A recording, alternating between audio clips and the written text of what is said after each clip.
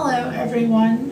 I had a viewer request today to talk about depression, mental illness, and whether I think it's a cultural phenomenon or a chemical phenomenon. So yeah, and I felt like getting on camera today because I thought it would be better to convey this kind of stuff with, my whole presence. So hi, thank you for this request. And I think the first thing I'll say at the beginning of this video to give you just what I think before I go into detail, I think it's both. And I think as a culture, we're really in denial about how unhealthy we are.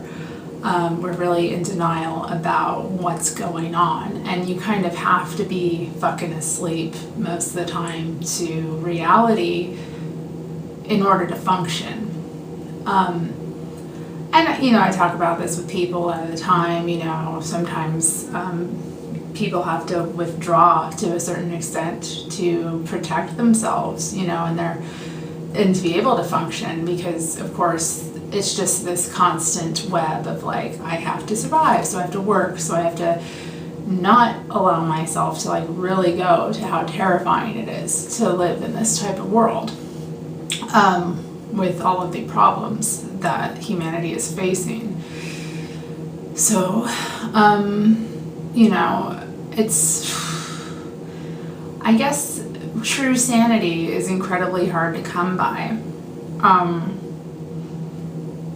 And that's just what I've noticed through life. It's hard to come by. I mean, I'm not somebody who feels mentally ill or insane. I don't use those labels for myself. I definitely feel that I manage dealing with the pain and trauma of my life and of living in this world with, having to function in it as well. I think I do a pretty okay job given, all things considered.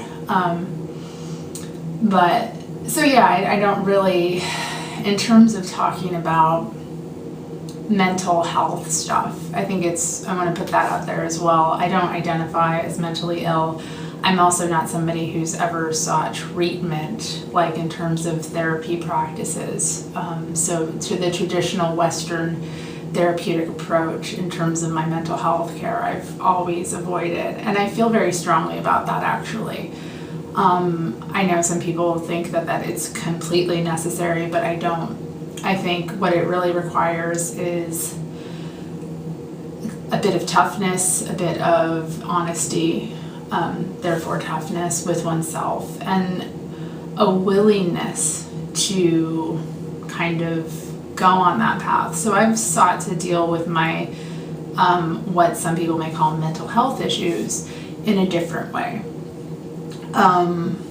So yeah, in terms of being diagnosed with problems, etc., a clinical person may look at me and want to put all sorts of labels on me, but I really reject that kind of way of thinking. And whatever, it's just not a part of life that I'm interested in, because I don't really see it helping people. I see it hurting people, and I feel that I do a lot better than most people. So anyway, this is where I'm coming from. That being said, I have a real, interest in psychology, therapy, these sorts of things, because I see how it ties into magic. And that's kind of been my route through quote-unquote insanity, is to make it something positive. So yeah, definitely, if you feel insane, I definitely think a magical approach can shift your life incredibly. But that being said, the problems I've dealt with are really nothing compared to a lot of things other people deal with. So again, I am not a professional. If you are having problems that you can't control, do seek help. I will say that.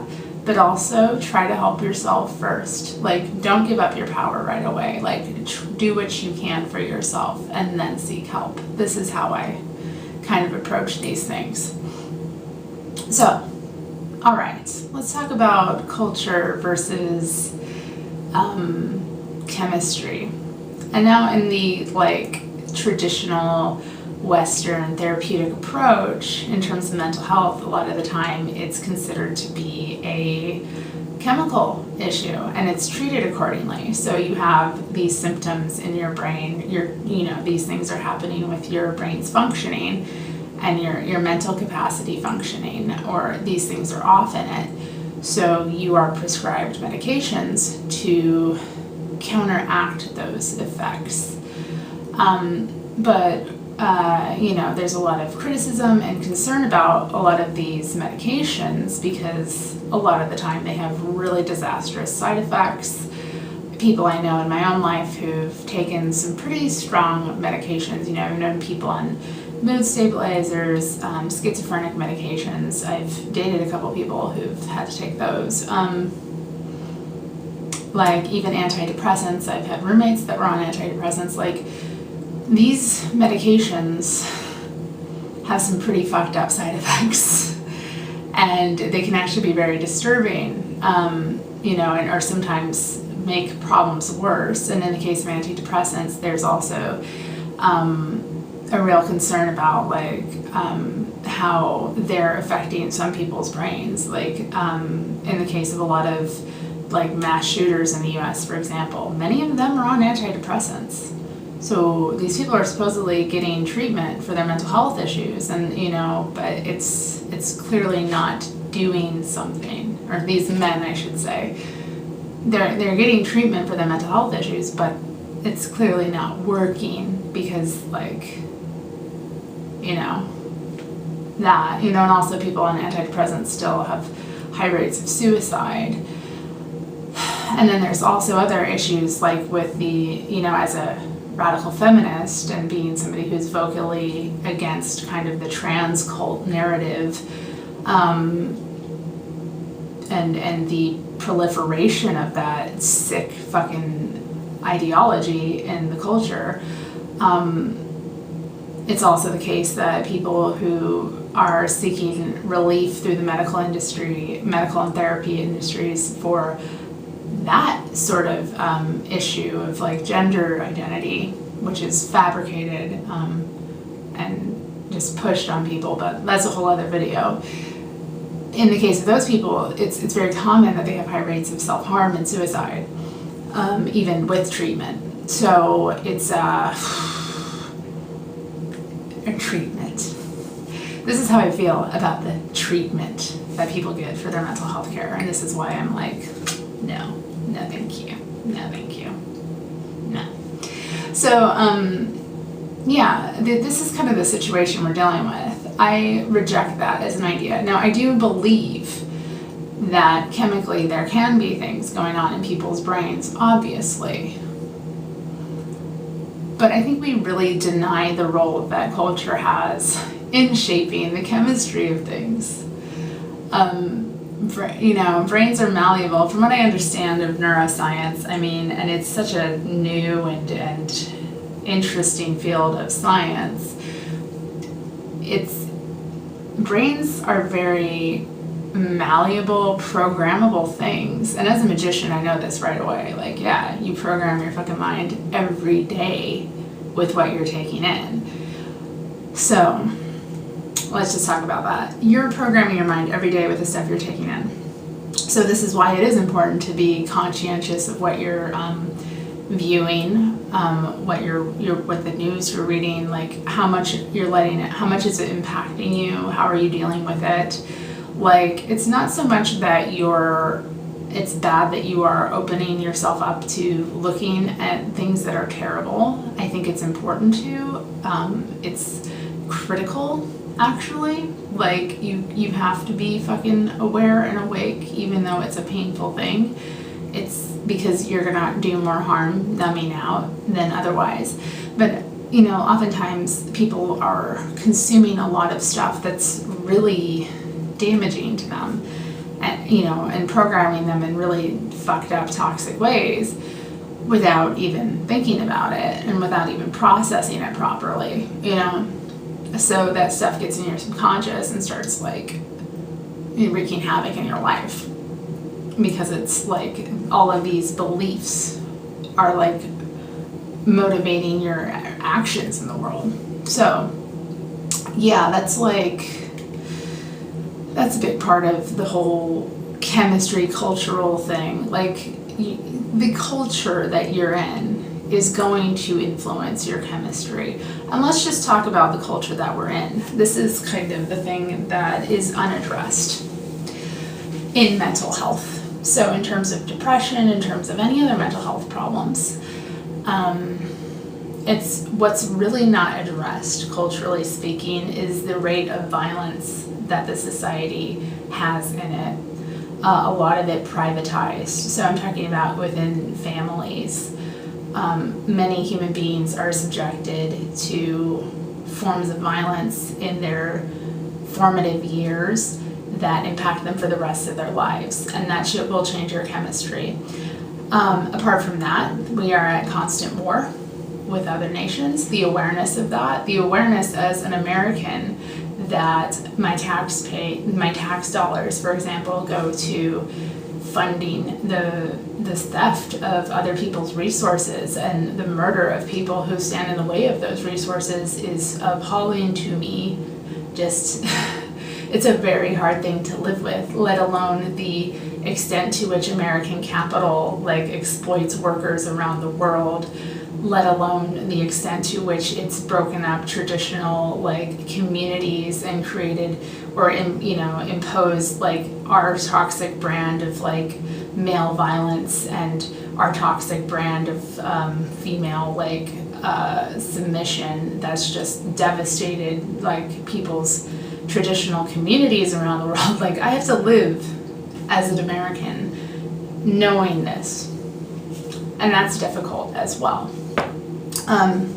So apart from that, there's also the environmental devastation that we are living under, and the amount of chemicals, toxic chemicals that many people are exposed to every day, even in their own homes, with the products that we are using, with the cleaning agents that people have for their clothing, for their food, for like their house. Apart from that, there's the toxins of fossil fuels in the air. There's the toxins of waste from like different factories, plants, where stuff is produced. There's the toxic effects of beauty with like all of the products that are again full of chemicals that are toxic to human beings. So makeup, like moisturizers, facial creamers, like shampoo. Like we are constantly inundated with fucking chemical waste. Apart from that, if you're poor, which I grew up poor, many people watching are poor, let's get real here, all right? Unless you grew up in a very like pristine environment, away from the city, away from the filth and the dirt, and away from like runoff from these toxic factories and places, like you have been exposed to a lot of chemical poisons your whole life, and this stuff affects your physical health and it affects your brain health. So chemically speaking, the culture is toxic to you. It's toxic on all levels, and we have to really acknowledge that, like the extent to which these things are affecting our brains even. It's not just bad for your lungs to breathe in like some of that stuff. It's bad for every part of your body. It's holistically not good for you. And then the last piece, I guess, I want to talk about before I go with this video is the undealt with trauma. Because this is the thing about, I think, the way in which a lot of issues are treated or not treated, I should say, by the Western psychiatric model and the medical industry in terms of mental health. The impact of trauma is not ever taken into the fucking equation, or if it is, it's really not dealt with properly. There is not enough emphasis on giving people skills to cope with trauma, or even validating trauma, or even seeking out trauma. And this is why I do think like there is merit to some of the practices that were created by like thinkers like Freud. So like I don't throw out psychology completely or that sort of thing. I do think that these are disciplines and sciences that can be helpful and can help people uncover things. You know, I use magic and spiritual practices to help people get to these ways of like figuring this stuff out, but like there are other ways as well. So, you know, I think that's important, but yeah, unrooting and bringing up and recovering things that have not been processed, especially painful things, traumatic things that have not been processed in human lives.